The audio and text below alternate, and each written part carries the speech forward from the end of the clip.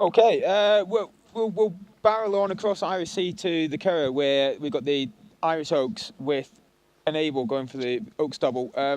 First of all, very short in the market. Frank, just give us a rundown of the prices, please. Yeah, can you just give me 1 second there, please? Sorry, I've come to you too quickly Yeah, there. just when I'm here, that Finiston Storm has a massive chance in that race. I really fancy him. Yep, Enable is 2 to 5, Coronet 6 to 1, along with Rain Goddess, Alluringly 14 to 1, Naughty or Nice 20 to 1, and with 40 to 1 bar. Good man. First of all, is there any reason why we should not expect Enable to bring up the Oaks double? Anyone got a view on that one? No, there's no reason why she shouldn't win. I mean, she's beat Martha, hasn't she, already? And she did it easily. Ground won't be a problem. She'll just win, won't she? DJ? Yeah, I actually think this is really, really straightforward. I think Enable wins, and I think Rain Goddess is second.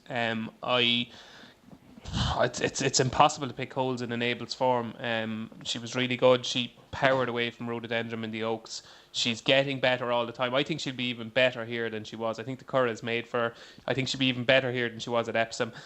Rain Goddess, though, I think is probably the play without here because, and even I'd even suggest doing a straight forecast rather than a back and without, because when O'Brien does get these fillies to improve, you just don't know where they're going to stop. And that was a cracking run behind Neswa in the Pretty Polly Stakes. That was over obviously 10 furlongs, up again in trip, up to 1.5 miles. But for all the world, she looks like she's a stayer. You know, she won in her debut. She was 50 to 1 that day for David Watchman when she won her debut. It was over 7 furlongs. She looked like a stayer even that day as well. Only stayed on to lead close home. Everything she's done so far suggests she's a stayer. And she might just improve another little bit for the step up. It's interesting that this is the number one from Ballydoyle now, Rain Goddess, all of a sudden. Who would have thought that a month ago for this race? So, yeah, I think it's fairly straightforward. I know we think we have the forecast and the TriCast and the July Cup, but I certainly think I have the forecast here with Enable to beat Rain Goddess. Good man. Frank, you got a view on the Oaks, or indeed any other of the Curragh card tomorrow? Yeah, Enable will win. I thought Coronet might be second, but yeah, David maybe changed my mind there. I wouldn't be playing anything there. Enable just to back and watch her win. In the 420, the Scurry handicap, normally Barry Ayre was the fancy of mine for the Wokingham. He ran okay in 9th. He's back in what looks a softer handicap. Pat Smullen's booked. He actually got dropped a pound for that run at Ascot. He looks a solid play tomorrow. He could be 7 or 8 to 1.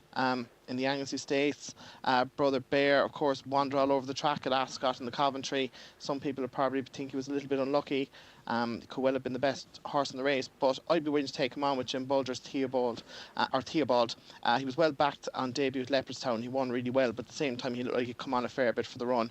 I might chance him. And in the Sapphire Stakes, Marsha will win. DJ?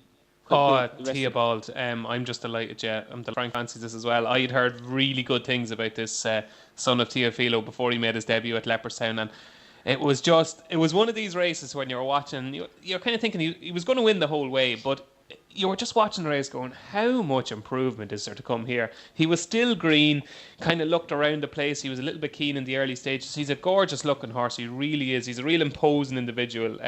Plenty of kind of strength in his backside, and I think he could be very good. I certainly think he's Jim's best 2-year-old by a considerable margin. I think he's better than what's the thing called?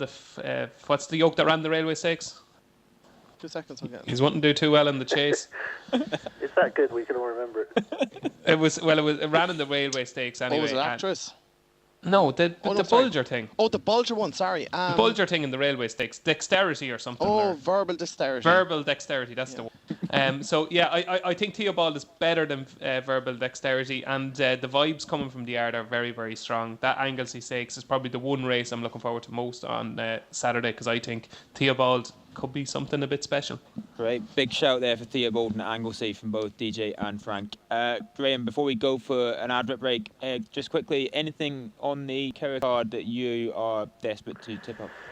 I'd be with Frank Darriere in the Scurry. I backed that last time as well. Ascot didn't run too badly. I just don't think the race didn't pan out well for him. I would give him another chance in the 420, isn't it? It is indeed, yes.